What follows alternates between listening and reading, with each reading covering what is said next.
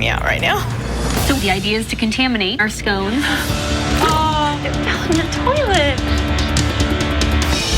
Asperger's disorder is a milder version of autism. It does create a complication for treating OCD. And tonight, this is an abandoned hospital. It closed down 15 years ago. It also has the distinction of being one of the creepiest places on the planet. You're here to face fears, and I think there's some fear in here for each of you. Here we go. Oh, frick. What psycho did this? Freak show, freak show. Ready to face fears? Yeah, look. Kill her. Gary, talk to me. I'm a psycho killer. This is what my life's come to.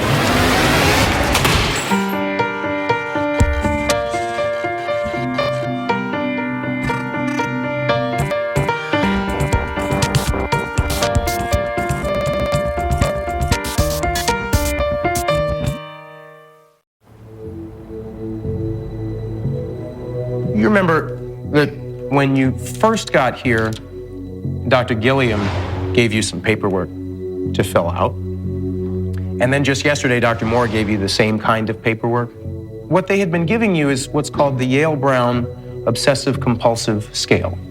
It's the most accurate test we have of the severity of OCD. This treatment is hard, it's stressful, and whenever you ask somebody to do something that is hard, you need to show them concretely why they're doing it. And that's another reason why I think it's helpful to show them their test scores in the group. See, if we didn't have this information, we would have less of an opportunity to self-correct. The Y box asks questions about the frequency and the severity of your obsessions and compulsions. So, for example, we want to know for Kristen how frequently she's washing her hands. A high score on the Y box means more severe OCD. So as a general rule, when somebody is getting better, we want to see that their score comes down, down, down. Make sense?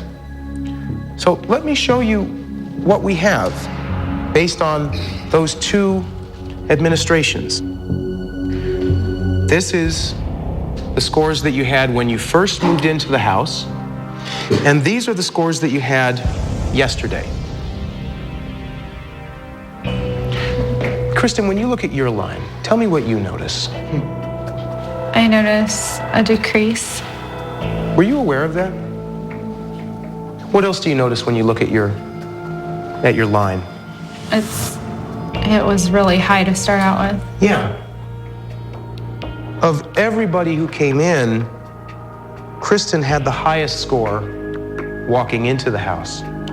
And you have had a substantial improvement. I'd say that's quite a remarkable improvement. But it's also important to recognize that Kristen, where you are right now, Where they can. that's about where Jerry walked in. So I'm glad to see that you're getting there. Me too. What do you notice there, Kevin? I do notice that I've gotten worse. I mean, what is this suggesting here exactly? Certainly it doesn't look like things are better. I think the results of the Y box were pretty glaring. We've got 5 people clearly responding in the way that we want them to, and 1 person who wasn't. That makes me angry, frustrated, pissed off. I mean, what a complete bunch of bullshit for me. Is that pretty valid? What a complete, today is Kevin's sympathy day, yes? Yes? Why should it shouldn't be a sympathy day. Let me talk. Yes or no? I noticed that your line went down nicely. Good job. Your line went down. Your line went down. Your line went down, and your line went down. You're all doing better. I'm doing worse. My line went up. Now, if anyone should be crying or complaining or pouting, I think it should be me. And I haven't. I think it's just unfair in general. Please tell me that I am not. Please tell me that I am not the case that is like uncrackable, you know? Why can't the complication be in someone else's, be someone else's problem? Why does it have to be mine? Do you agree that that's a valid point I'm making, or am I not right? Well, can I respond? But you are curable. I Look at your can- nice chart. I'm so frustrated that this is all I can do. Do you understand? I am jealous of you five. I'm jealous of you five for getting better and me not. I think that it's important that we show this to you. It's important that we see it because that's a sign that we need to think harder, that we need to try something different. Because we need to understand whether there are changes that we could make to the program that might make it more beneficial to you. Of course, we need to acknowledge the possibility that this may not be the right program for you. We're just going to have to think it through and talk about it. Something is wrong with the process, and that Kevin is not responding to the program as he needs to. Let's talk a little bit about what's going to happen today. We're going to go on an overnight trip tonight.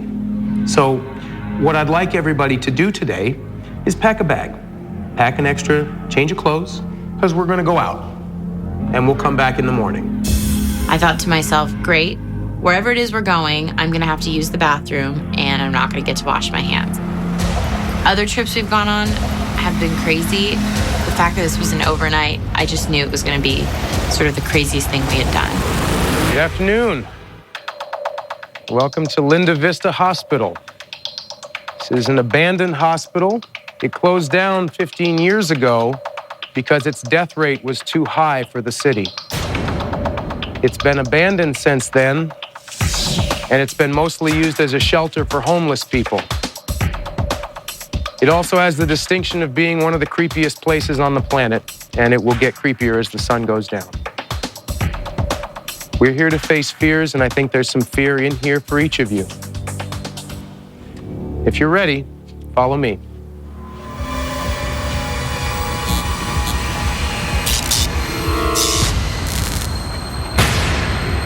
Linda Vista Hospital. It's very dirty, with a long history of treating cancer patients, HIV and AIDS patients, psychiatric patients. And it reminds people of the things that they're afraid of. We wanted to put people in touch with their fear so they could face it and beat it. Everybody grab a cot. This is where we're going to be staying. Have a seat. How you doing, Jerry? Want to have a seat?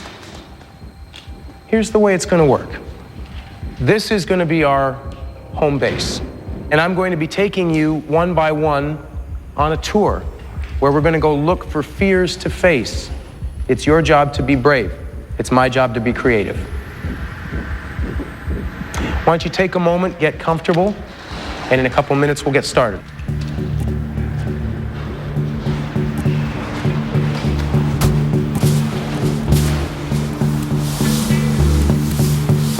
You seem to be doing pretty well, sister.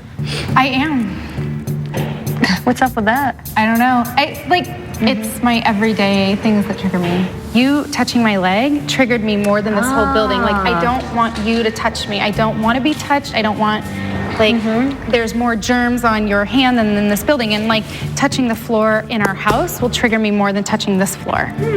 Why? I will never live here. Yeah. This is not my home. Well, it's the same contamination. It's different in my head. Okay, gotcha. I can shower in 3 days, shower this stuff off, but I can't escape that house. I cannot escape my house. I can't escape my work. I know it's weird, but I detach from this place because I'm like, this is not real. This is 12 hours. Jerry, how you doing? Welcome to Linda Vista Abandoned Hospital. Here's the way it's going to work. It's your job to be brave. One by one. How does it feel to be a psycho killer? Kill her. I'm a psycho killer. This is what my life's come to. This is my worst fear. Coming up. Stay with it, Cody. Stay with it. What psycho did this? And later, I'm really concerned about Jerry. He's completely nonverbal. He confronted me with my biggest absolute fear I'm not willing to do that. What? What? Oh, oh my